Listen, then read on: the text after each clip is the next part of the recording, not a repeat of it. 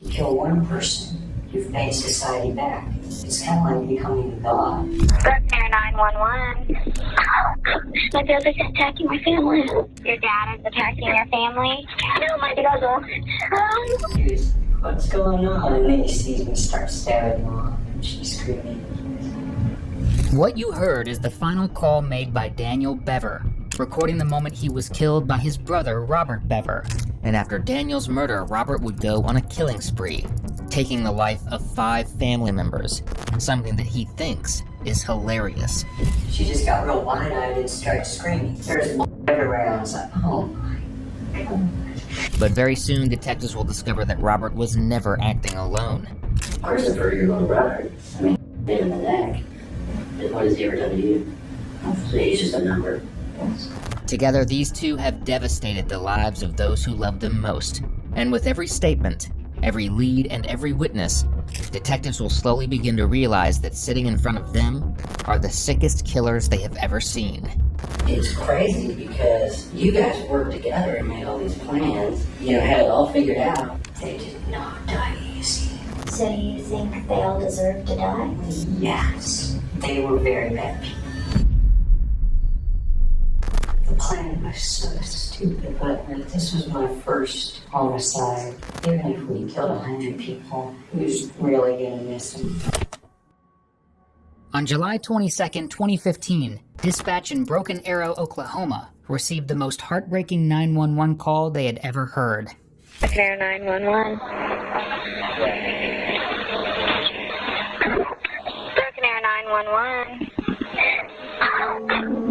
You've just heard the voice of 12-year-old Daniel Bever, cowering in fear as his brothers Michael and Robert stalked through the house trying to kill him. Police raced to the scene hoping to save him, but instead they found themselves face to face with someone else they had to save. His younger sister Crystal laid in the entryway in a pool of red.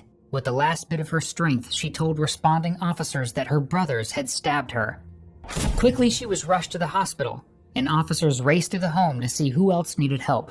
Unfortunately, they were standing in the middle of a massacre. 44-year-old April Bever, 52-year-old David Bever, 4-year-old Victoria Bever, 7-year-old Christopher Bever, and 12-year-old Daniel Bever were already lying lifeless and scattered around the home. Upstairs, 2-year-old Autumn was sound asleep, the lone survivor without any injuries. Police knew the brothers who had committed this heinous act had to be nearby. They swarmed the woods behind the home and quickly were able to locate Michael and Robert. They were smiling, proud of what they had done. After 10 years, Robert's interrogation has finally been released. Taken just moments after he was captured, it offers shocking insight into just how twisted his mind is and how unforgivable his crime is. My name's Eric. I'm a detective here with Broken Arrow Police. Nice to meet you. Good to meet you. It's Robert, right? Yes. Okay, Robert. You prefer Robert or Rob? Or, yeah, just Robert. Just Robert? Yeah. Okay. And this is Detective Brianna Russell. She works with me.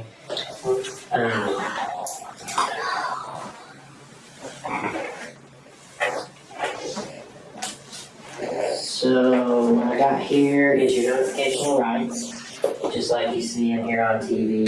If you agree with that, so if you understand your rights 1 through 5, and you agree with this waiver, sign right here for me. Okay. Oh, Sorry. Hang on, let me get those off. You're not gonna do anything crazy, are you? No. Okay. Yeah. Let's see. Man, I got you pinned up in here, man. Yeah. Fortunately, the detective here is in luck, because Robert is done doing crazy things for the night. Well, except for telling police with no remorse about the horrific slaying of his family. But to Robert, this might as well be his Oscar speech. Can you kind of run me through what happened? Okay, just last night? Well, okay, let's do this. Let's go back to the beginning, because we know some crazy stuff happened last night, and I've heard and talked with your brother, and I know that you guys kind of talked about it before and had some planning. So start there, where you came up with the idea and what you were thinking and what happened. Okay, well, it actually was when I was about, and I had always, my parents always thought I wished I was dead, but then I had this idea, what if they were dead instead? And so, I just kept that thought in my head for some years, and then I finally convinced my parents to let me leave the house and walk down to my Kentucky to get a job. So I started saving up money. Got a few $1,000s because I didn't have any bills. Bought some leisure stuff, but I also started buying body armor. And I was buying body armor on the off chance that I would ever get to use it, like if I could ever get out of there. But after so many months, I quit my Kentucky and I was like, okay, I figure I have about enough money now to make this happen. So my brother asked me about the body armor. He had kind of a similar interest in it. I was like, sure, I can buy you some too. He had a similar interest in the body armor? He had a similar interest in the body armor. I found out from late night conversations with him that he also had an interest in it. I thought it was pretty cool. Okay. So I was like, yeah, I'll buy you your armor, Dave. And you know, the packages kept coming. We kept having body armor showing up, and my parents were like, you know, why are you stockpiling body armor? I never told them. When I only had my helmet and my plate carrier, though, I came in to my dad's office one day, and I just looked at him and I said, this is my life preservation rig. And I could tell he was really angry because, you know, he didn't want me buying stuff like that. He was kind of like glaring at me. How long ago was that? A few months ago. Okay. So when did you start buying body armor? You know, I bought the plate carrier, I think it was either really early this year or sometime last year. Okay. And, like, I had to agree to some kind of little waiver that apparently nobody pays attention to that said, yes, I'm over the age of 21. And it's like, well, you actually only have to be 18 to buy body armor, but for some reason it said, yes, I'm over the age of 21. And so I was worried for a while. I didn't buy anything else because I wasn't sure if I was even going to get this plate carrier. And I was like, well, I have to do this without body armor. He might could lay me out. So, but then he arrived and I started getting more bold about it. I bought myself a helmet for this veteran. These were personal sellers, and I thought it was really nice that there were so many of these helmets. And his ended up being too big because when the Chinese faceplates got here, it wouldn't fit under his helmet. And it was like sticking out, and I was like, I can't see out of this thing. So I was like, okay, after we kill him, I'll take a saw and I'll cut the corners off so it fits in there. He's like, okay, fine. So that's why we weren't wearing a mask, so we were caught, because I never had time to doctor him. Okay. But otherwise, after that, I got myself a balaclava, and I didn't want to get helmet hair. Yeah. I got myself some Kevlar sleeves, which I did use last night. It actually saved me because they kept trying to bite my arms, and those sleeves stopped them. It was, you know, they were like trying to take a chunk out of my flesh, but those sleeves stopped them. Did you still have those on when you got caught? No, they were so soaked with blood, I just stripped them off and threw them on the floor. So near the house somewhere? Yeah, they're in the house, near my closet with the rest of my rig. But, I got myself some Kevlar gloves with the hard knuckles, the projected knuckles. I was only using one last night when to go over their heads so they couldn't bite me. Okay. And then this was my knife hand, and it was bare. To this day, 10 years later, Robert has shown no remorse for his actions. This level of lighthearted discussion, like they're chatting about the weather, is still how he discusses the murder of his family. In other words, that boy ain't right. And his 13-year-old sister Crystal knew it. When she went to their parents to express her concerns about the weapons and body armor that her brothers were stockpiling, her mom brushed her off, telling her boys will be boys. What kind of knives did you have? Like in 2013, I bought myself want to say it was 11-inch, an 11-inch hunting knife from Survivor Knives. Okay. And then about a few weeks ago, I ordered a 15-inch hunting knife. Okay. And I used those. I also had a pear knife. It was a little tiny surgical blade. Okay. That's what I started out using. I got that as a sample at like Razors or something so many years ago. I don't know where I held on to it, but it broke. I tried to use it. Okay. But that was about all I was using. So you got the kind of the body armor, the helmets, the mask, and you had the knives. And during all that time, you kind of talking with your brother about this stuff too? Yeah, we were talking about when to do it. Originally, we were thinking September. Got bumped back to August. Finally, we were like, nope, let's do it this week. Let's do it on Thursday. And why did you decide on Thursday? Because I was trying to pack everything in. See, the last thing I ordered were some leg armor Okay. from a riot gear set. We got those, so now we have full rigs. And I was like, okay, what else we need guns. Okay. So I went on the official Mossberg website. I found a real nice Mossberg 598 one. Okay. With the stock. And I ordered that. It was only about $529. And you paid, do you have like a debit card or credit card or something? Yeah, I was using my debit card. I paid cash for everything.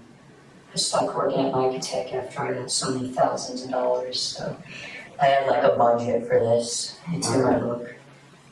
Your book? Yeah, I have a little book in a lockbox underneath my bed. Okay. It talks more about it. So you ordered the shotgun. How was that going to get here? Where was it going? Well, I already did my research. What a scholar. Funny thing was, we were originally planning to do this with knives, but then I found out you can order guns online, and that was just mind-blowing because my parents hate guns. Yeah. They were kind of a weird mix between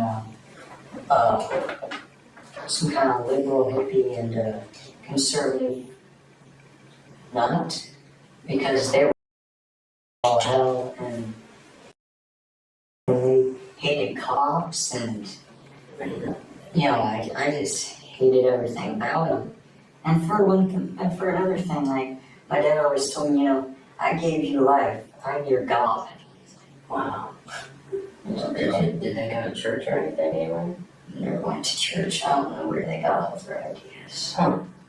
So, did your research find out you could buy guns, Yeah. and you ordered this shotgun? How did that work out? It worked out fine. It took like 2 minutes. And it said, okay, your shotgun's on its way. It went to the shop. It was the first one to arrive, and I got called down there. He was like, your order's ready to pick up. Of course, I'm not allowed to leave the house, so I was like, okay, well, I have like 2 more guns on the way, so if I could just come down and pick them all up at once, and be like, sure. So then I went back on it, and I ordered 2 automatic Glock 41s, one for me, one for my brother. Okay. And those took a little longer to ship, but finally I got the call saying, okay, all your packages are ready to pick up. So I was like, how am I going to get this? So I said, okay, I'll pick them up after we kill them. What about ammunition and bullets? Yeah, so I was just getting to that. Okay. It was like 3 days prior, and I was like, how am I going to get those guns? So I was like, okay, we'll pick them after we kill them. And I was like, now all we need is ammunition. I found this website, bulkammo.com. They do like 2-day shipping on thousands of rounds of ammunition. So I bought 2,000 rounds of 45 caliber ACP, total metal jacket ammo for the Glocks. 1,000 rounds for me, 1,000 rounds for my brother. I bought 250 rounds of 00 buckshot Okay. for the Mossberg. And you're gonna run sometime today. They're coming fast. Yeah, they're coming to the house. Wow. It's gonna be a shock for that FedEx guy. That's a lot of bullets. Oh, he's gonna flip the honest sold guns to it. How did you know what kind of ammo to pick and stuff? Did you just research that too? Because my parents hated guns so much, they kind of made me a gun enthusiast. Oh, I've okay. always liked guns. Okay. I like guns too, they're pretty cool. We get to shoot a lot. What, I wanted to join the Marines for a while, but my parents were like, you want to throw your life away? So you say you weren't allowed to leave the house. What do you mean by that? They didn't like me going anywhere without a good reason, and they wouldn't let me get my driver's license. So I was in the house all the time. Nobody left the house, unless Mom went to the store to buy more groceries. She'd buy like a week's worth of groceries at a time, and then, my dad only left the house once or twice a week, and my mom never left the house. None of us did. Now, according to everyone who knew the Bevers, this is true. The Bevers' neighbors did not know how many children were in the house, their names, or the names of the parents. According to Crystal, one of the surviving Bever children, the family was isolated and homeschooled the children, not allowing them out very often. Which, while not ideal, isn't a great reason for stockpiling weapons with the intention of murder. In this case, Robert and Michael weren't just buying guns, they were buying an entire freaking arsenal. 3 guns, 2 Glocks, and a shotgun, and then enough ammo to take down an army. 2,000 rounds of ammunition for the Glocks, and 250 rounds for the shotgun. But not a single bullet was used in the murder of his family. did your brother have a bunch of knives too? Yeah, he had a little flip open serrated knife and like a 13-inch hunting knife. Okay. He also had like a little 6-inch dagger, both the little one and the 13-inch. I think he also got them from Survivor. So. Okay. And so you guys decided Thursday night. Well, wait, what is today? Is it Thursday? Today's Thursday. Yeah. So you guys, this happened last. Well, I guess it was Thursday at midnight. Is that? Yeah, we waited until after midnight. I think. Was it 11? So you guys, so you decided you were gonna kill everybody in the house. Mm-hmm. How did you plan that out? Who was doing what? Did you like plan all of it out? And this is how we're gonna do it. And this is. Yes, we had every single little detail planned out. Can you tell us about those? First, after midnight, after everyone was in bed except my mom and my sister, Michael was going to invite my sister back to the room. He was taking one of his old laptops apart, and he was going to show her, and I was going to sneak up behind her, put my glove over her mouth. And I did, but she just got real wide-eyed and started screaming. I was like, killing the rest of this easy as I thought. There was blood everywhere, and I was like, oh my god. Yeah. So I just went crazy stabbing her, threw her on the ground. Well, tell me, because I want to know what you guys planned to have happen, and then we'll have you tell us what really happened. That part went about as planned up until the fact that she didn't. Okay. We thought it was going to be quick and quiet. We had laid out a little towel on the floor. So she was dropped supposed on to it. just.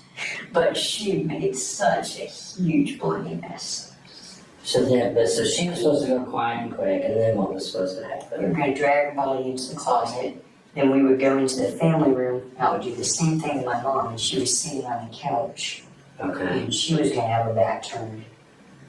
Instead, she came bursting into our room after hearing all the screaming. So, at that point, the little tiny paramount broke like my sister. Is that what you used to cut her throat with? Was the smaller one? Yeah, because it was like a surgical blade. Okay. And so you said throat, but then she started screaming, blood going everywhere, and so then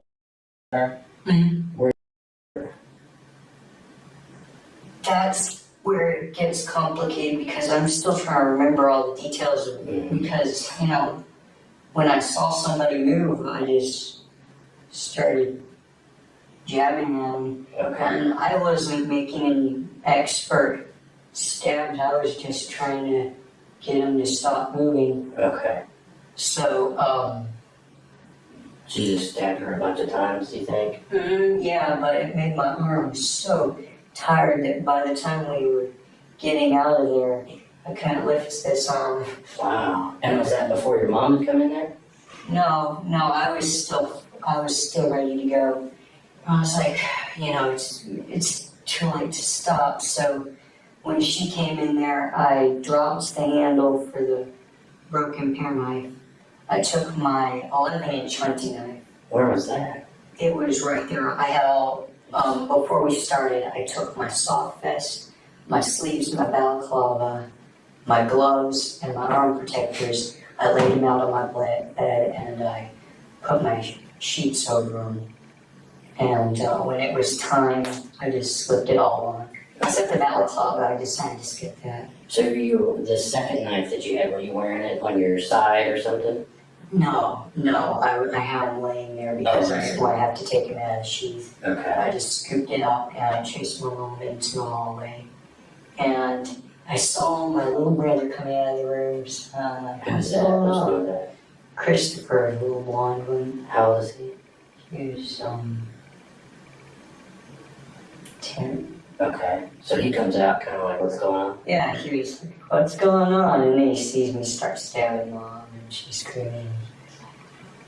And I managed to stab him in the arm and he took off right out and where he went. Okay. Where's your mom? Stomach. I did kind of a low blow swing at her. And then I started going, I think I missed out here in the jaw or Oh something. gosh, okay. Was she trying to grab you? Was her hands Oh yeah, she was fighting. She was really fighting. Did her hands get She started trying to bite my arms, Wow. my hand, and she tried to wrestle and I found my hand. I was stronger than her. Yeah. Now, we like to joke around in these videos at the expense of the perpetrator, but in this case, we feel it's important to take a moment and reflect on the fact that Christopher was just 7 years old when he experienced this, and Robert is laughing about the shock and horror that he experienced. On top of that, he continuously claims that Christopher was 10, when in reality, he was 3 years younger. This little boy saw something horrific, though Michael, as you're about to see, doesn't want to take any blame for his actions. So who were you supposed to kill? I was supposed to take my pistol crossbow. I was supposed to shank his and she was supposed to die quietly. Yeah, she was going to be the first one she was. And then Robert would go and slip onto her, push her up with him, and both go in and curl. And get to it. Because it was supposed to be like quiet. Yeah, I was supposed to be with it. And then I would go upstairs and shoot David, Dad, and then I was my pistol crossbow Okay. kill him, and then I would go over and kill him. Okay. So did you use your crossbow at all? No, the only time I ever hurt anybody was my stabs Christopher in the neck. So here's the problem that we might have, and I don't want it to be an issue for you because you've been really cooperative. We're going to talk to Robert too. So he's going to give us his version of the story, and sometimes they're going to be different. So, is there anything that you kind of didn't quite tell me right, or you changed a little bit, and now that you understand that Robert's going to tell me everything? Who can I tell you that I killed Dave? Because that's what I told him, when we were sitting out in the woods, to make conversation. But, forensics will show you, I said, Christopher. What 3? What do you mean you told him? So you told him you killed 3 people? Yeah, I told him, because he asked me how many did you get. I said 3. Did you tell him who you got? No, I just said 3.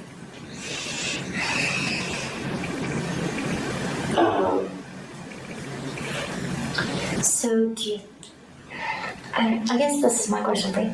Do you think it's a lesser sentence if you killed 1 or if you killed 3? No.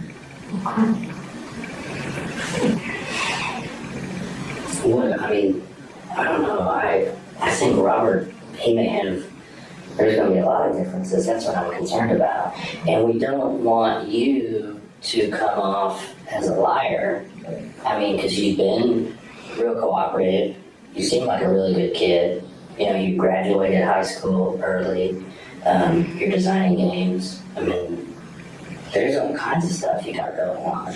And so I don't want people to get a bad opinion of you and think that you're the type of guy that lies to police when it's kind of caught. You know what I mean? So tell me, I know that you're leaving something out. Because it's like she said,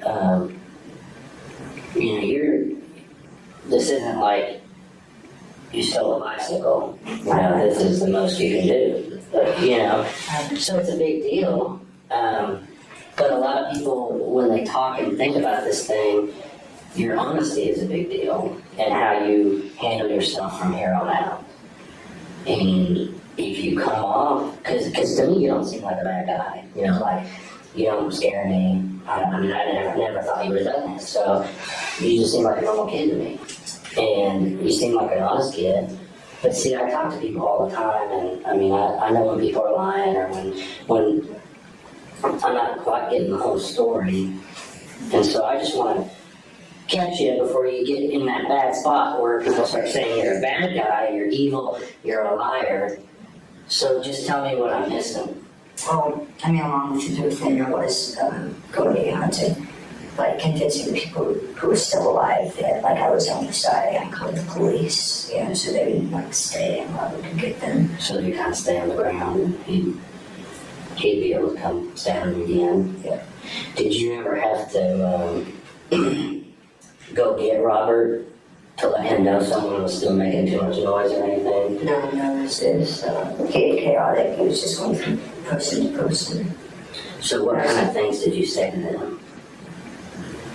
But the only things I said to them was when I was trying to convince them that I was with them, so they would, come to me and kill them. Okay. And that's all you think that he might tell me different? Is he gonna lie to me? I don't know. I don't think he would lie because I'm pretty sure the only reason he's he let himself get arrested instead of getting a major shootout and dying from the police is because he wanted to see the aftermath. So I don't always want to know. I see. So you think he may kind of just tell us what happened to him? Okay. Okay. Robert, however, has a very different description of his brother's involvement. Yeah, What the hell is Michael doing?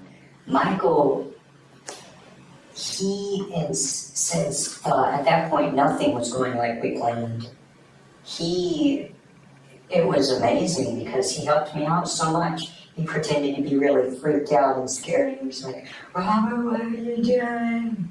And Mom was screaming, call the police. And Michael was like, I'm calling the police. And as I was walking away from her, and Michael was screaming, so, Okay. and he, the whole time, nobody knew he was in on it until he took out his knife and started stabbing my little brother and sister too.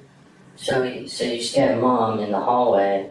But she was still alive, and I dropped that knife next to her because I Was the sister, is it the first one? Was she dead? I thought she was. I really thought she was, but I lost track of her at that point.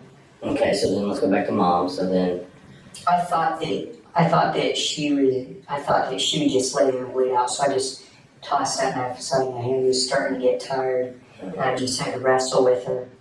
I had these bite indentations in my Kevlar sleeves. okay. I was like, wow, that didn't go through. My little brother and sister barricaded themselves in the bathroom and locked the door.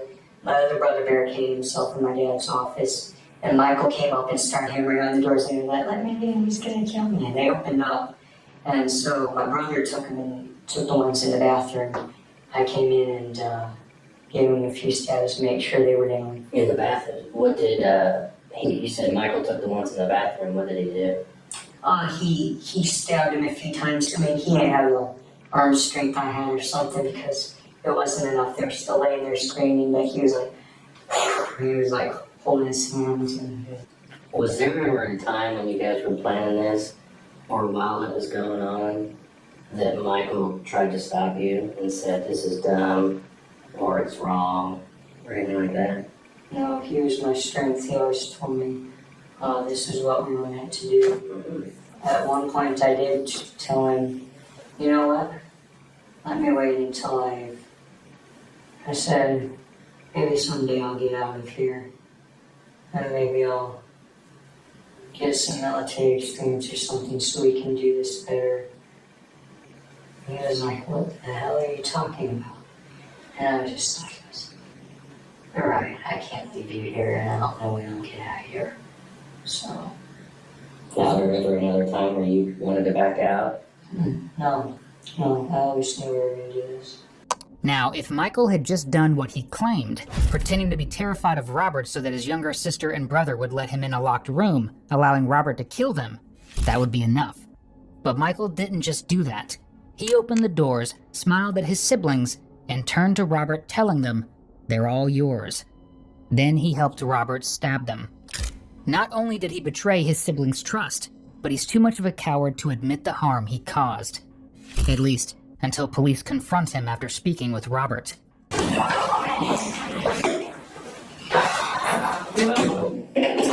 I was right. The guys that are interviewing Robert kind of gave me a quick version of what he's saying that you did. And you haven't told me everything. Okay. So I know you're not being completely honest, and I gave you one shot already. I'm going to say, Well, you stabbed more than one person. So who else did you stab? you said, Or you stabbed more than just one time? oh, I stabbed Christopher one time. How many times did you stab him? I think twice. Because you don't think we're going to know that? Start thinking and go with what you know. You mentioned forensics a minute ago. I mean, I'm just one of like hundreds of people that are going to look at this thing, okay? I mean, we got the state police coming in. There's, I don't know, 20 different forensic detectives at your house right now. They're going to be there a long time because of the scene that it is. So everybody that you killed and every single stab wound that you inflicted, we're going to know about.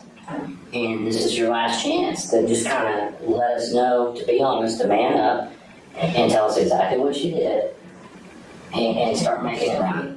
I hate Christopher. I not stabbed Victoria with Daniel.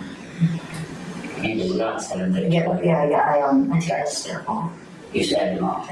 Yeah, when she was walking around, I tried to go for a minute, but, Is that when you cut yourself then? yeah, I think after that, Where did you stab her? I tried to go from behind and call her back.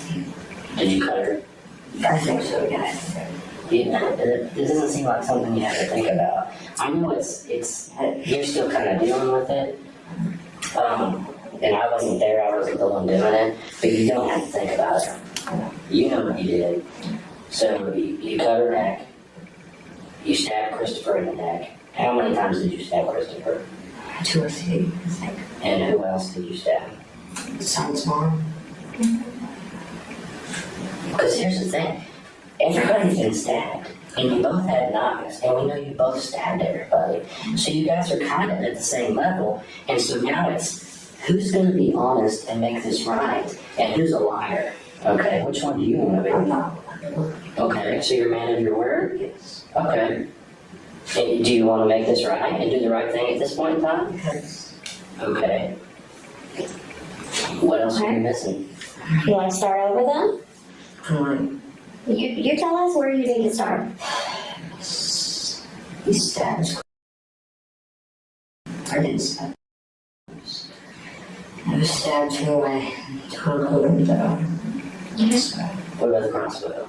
Crossbow, yeah. It was pulled back, like it didn't have a bolt to it. I don't know anything. I just got the time and it broke.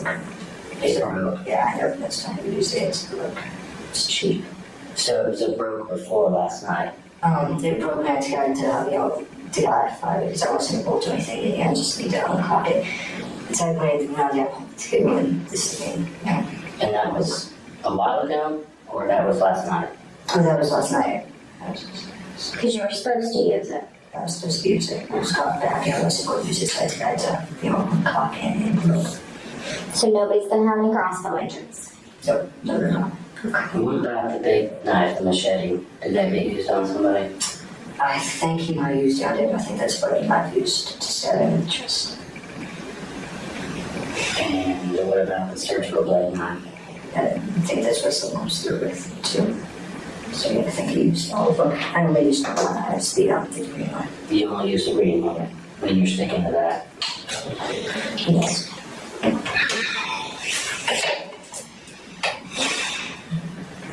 And so, you only stabbed your family because they went away towards the bigger plan. Well, the reason we was trying to cut family is, they moved away into, high count.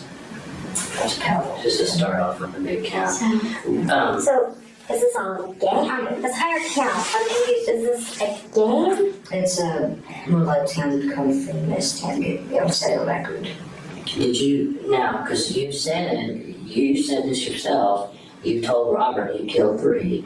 And so now we're stuck at the point where you've told us you stabbed Christopher and your mother. Is there one more person that you stabbed and you didn't mention earlier? No.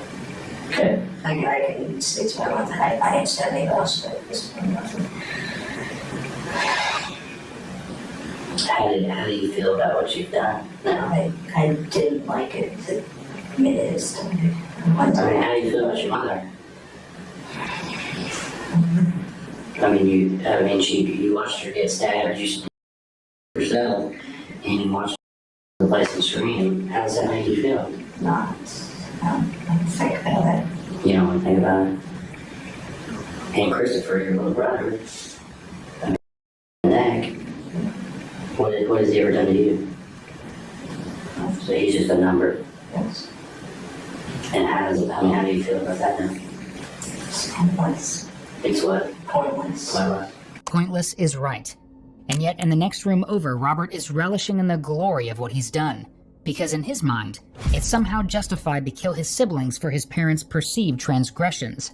So Victoria's how old? She was 5. And Christopher is 10. And they're in the bathroom. Mm-hmm. And he gets them to open the door. Mm-hmm. And do you both go in, or you just kind of still in the hallway and he goes in? Well, I was waiting for my other brother to open up my dad's office door. I was going to take that one And back. which brother was in there? Daniel. Too many brothers and sisters. I think they were doing it for the tax benefits because they hated all of us. My junior brother, he didn't, turn off the upstairs. He had a similar situation I had when I was his age. That's so weird. When I was his age, I forgot to turn off the light in the game room upstairs before I came down. So my dad grabbed me by the shirt and he picked me up and he dragged me up the stairs and threw me on the ground. He was like, "That costs money."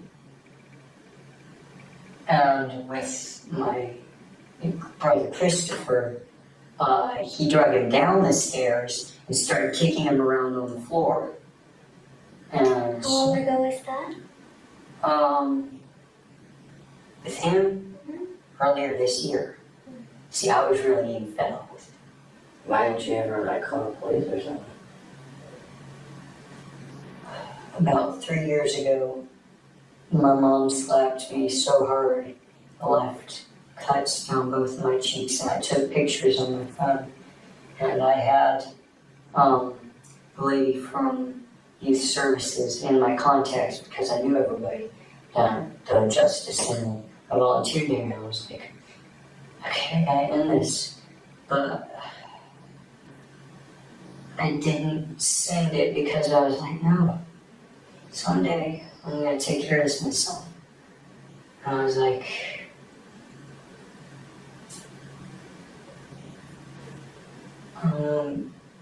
it just didn't feel like that would do enough justice. And, I figured I was really sure that they wouldn't get in enough trouble the way they treated us. So I went vigilante. I never sent pictures. Scars went away. Okay. Mom thought it was hilarious, called me the Joker for a while. Sounds like that was pretty traumatic for you. I took care of it. I don't feel bad anymore. The only insight we have available as to what life was like inside the Bever home is from Robert and Michael, and their surviving sister, Crystal. Crystal testified in court that her father was emotionally volatile, but never laid a hand on her or any of her siblings. So, you said you were waiting to go into the office. Did you see Michael? You said he stabbed Your brother and sister that were in the bathroom?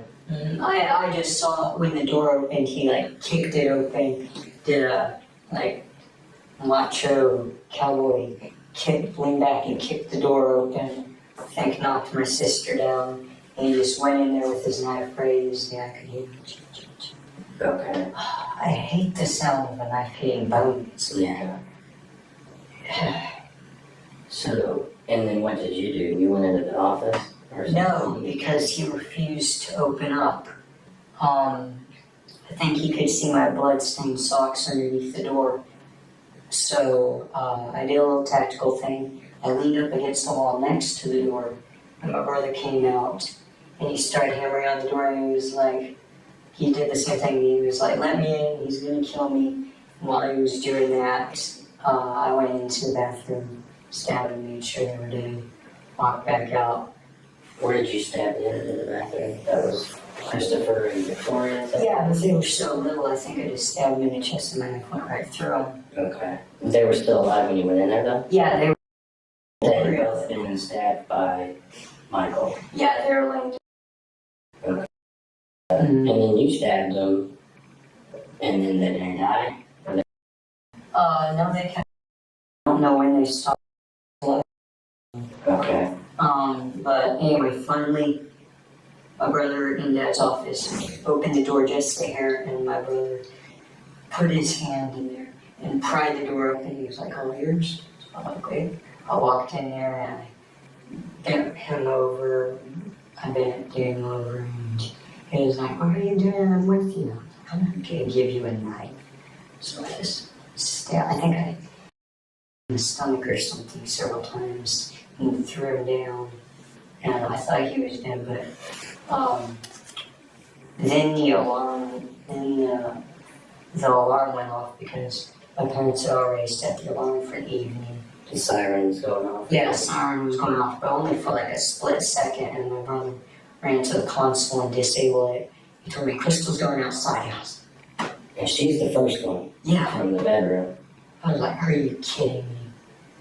My mom had drug herself all the way to a couch. She was laying there still saying, "Why isn't anyone calling?" Did someone get a phone at some point? Yeah. At some point after I came back inside, my mother said, "Well, one of them called the police." Okay, well then go. So, Michael tells you that Crystal's gone outside, so then what did you do? I followed her outside, and I found her laying there in the grass.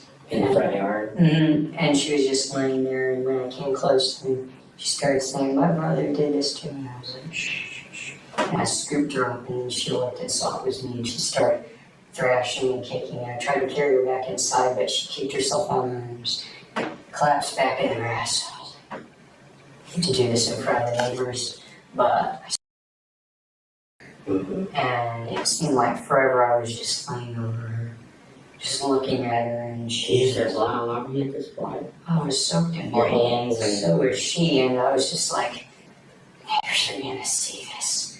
But I just laid on top of her throat for a while until she made a gurgling noise, and I thought, that's gotta be it.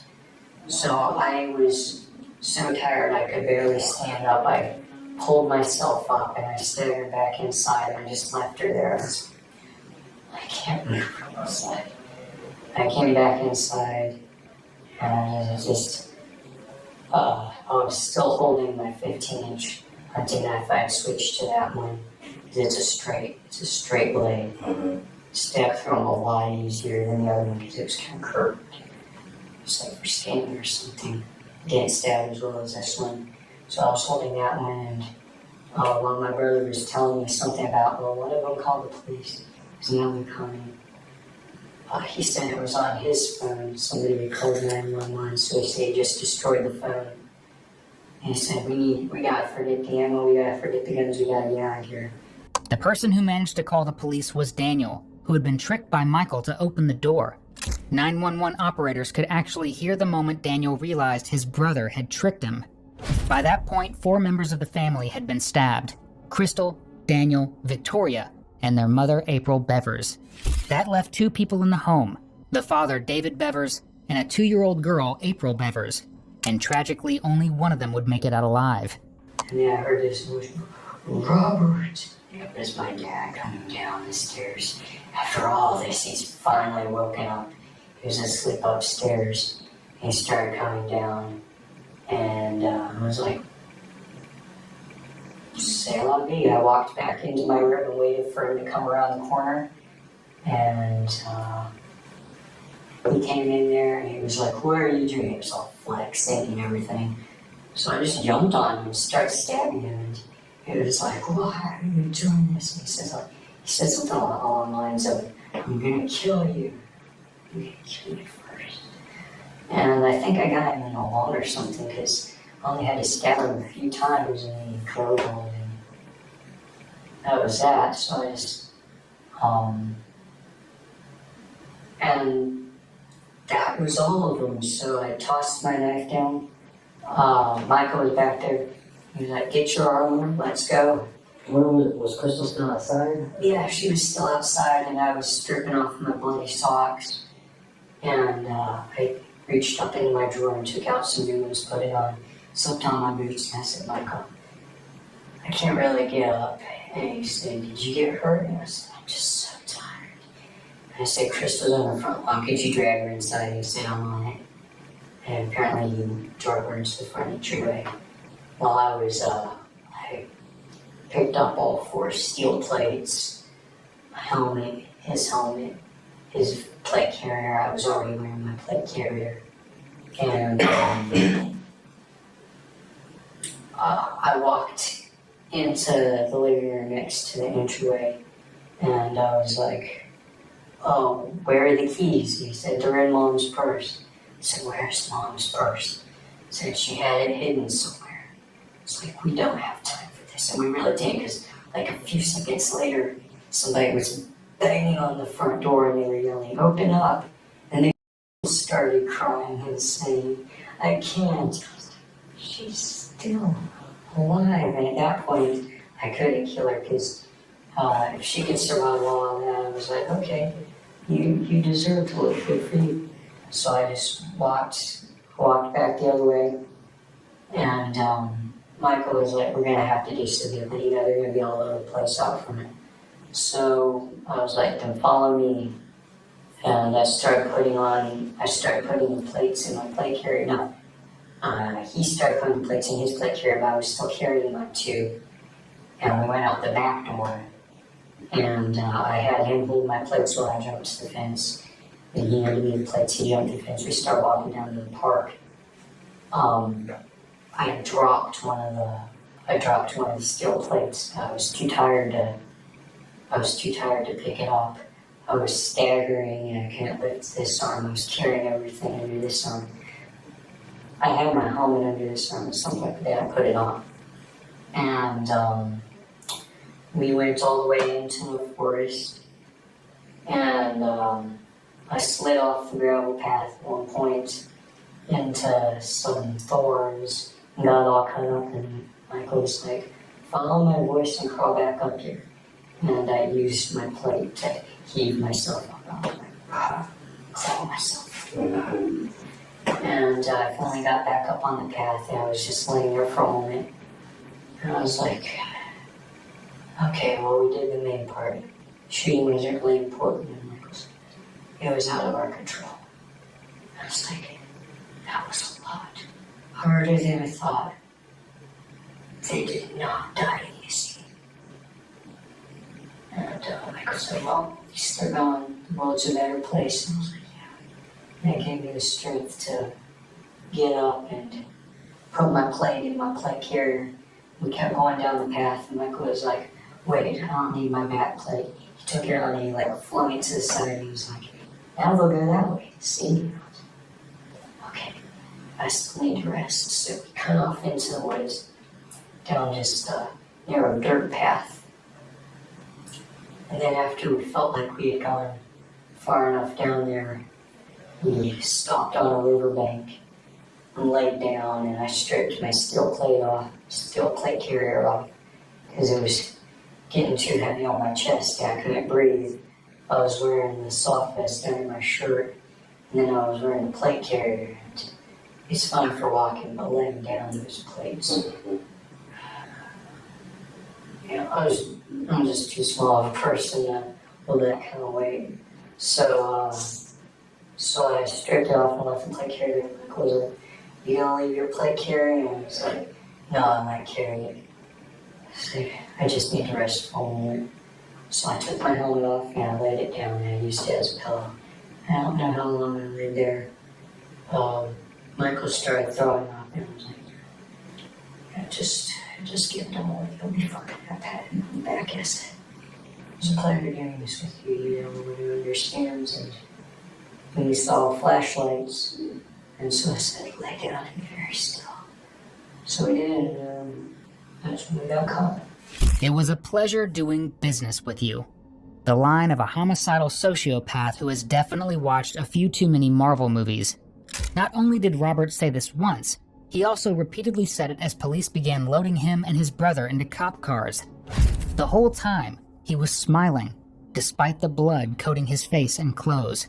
Let's go back real quick. How was it supposed to go down? What was the plan? The plan was so stupid, but this was my first homicide. And what was really supposed to happen was I was stealthily my sister, lay her down, just let her bleed out silently with no way of screaming because I thought we would just lay her down, slide her into the closet. I would go in, put my glove over my mom's mouth, just leave her there. Michael was going to go in with his knife, and he said, hopefully Victoria, the 5-year-old, would still be in bed, and he said he would just strangle her or something. He said she would be real easy. And then we'd go upstairs. Little boys probably might wake up because this was happening on the other side of the house. Figured we would put on our balaclavas and dressed in all black. We would sneak upstairs. While our father was sleeping, we'd kill him. And I had a string tied around the ankles of my jeans at one point so they wouldn't rustle. It was, Yeah. I was like, "Please, why are we ninjas?" Apparently not. Just to be quieter. Yeah. And that would have been everybody in the house then? Well, no, we'd have to go downstairs and kill the boys, but Oh, the boys, okay. they didn't have cell phones, they wouldn't know what was going on. And then what would you have done if everything went that way? What was supposed to happen, because I had no idea it would be such a big bloody mess, we were going to line them all up on a tarp, clean up the blood. I was going to make a video interview with me and Michael and talking about why we did this, what our future plans were, a little bit of background about it. I was going to put the video on the flash drive and destroy my phone. We were going to destroy all the electronics in the house. I hate electronics. I was going to take the family vehicle up to Walmart. I was going to buy 8 tubs and 4 lids, double stack the tubs into 4 sets, chop up the bodies, put them in the tubs, and put them in the attic. And then when morning came, the ammunition arrived, put them in the vehicle, drive up, pick up the guns, and then leave the state. Mm-hmm. And what were you going to do once you got out of state? Did you have a destination? We had no destination, but I bought a road atlas so we could look around. Kind of wanted to see America before we did this and go on a road trip. Okay. And what were you going to do with all the guns and ammunition? We were going to the Glock 41s, you're supposed to come with 1 spare magazine, 1 loaded, 1 spare magazine each. Load them up, keep 1 extra magazine with us, walk away from the vehicle from a secluded place, walk into a populated area, and kill no more than 10 people, then walk away, start stripping off our armor, put them in duffel bags, put the guns in our backpacks. We were also going to make Molotov cocktails so no one would follow us and just light the place on fire or something. Walk back to the vehicle, drive away and see if we could do that. Hit a bunch of places and 10 add up after a while. And maybe people would start to get some sort of idea this is the new thing. Why would you want to kill so many people? I've always been fascinated with the idea of killing people. Not that I have anything against people in general, but I figure if you kill so many people, you're going to kill some bad-minded people, some people that aren't contributing anything to society. And there's so many billions of people in the world, and each one of them think they're special, but they're not. And who's really going to miss? Even if you people, who's really going to miss you? That's only going to affect so many other people. But it wasn't an angry thing. It was more like going to be a hobby. We figured it up, and if we had managed to kill some people at another location, we would have fit like 5 different categories of murderers. We would have been like murder superstars or something. Which categories were you gonna fit? Family side, pseudo commando, spree killer, and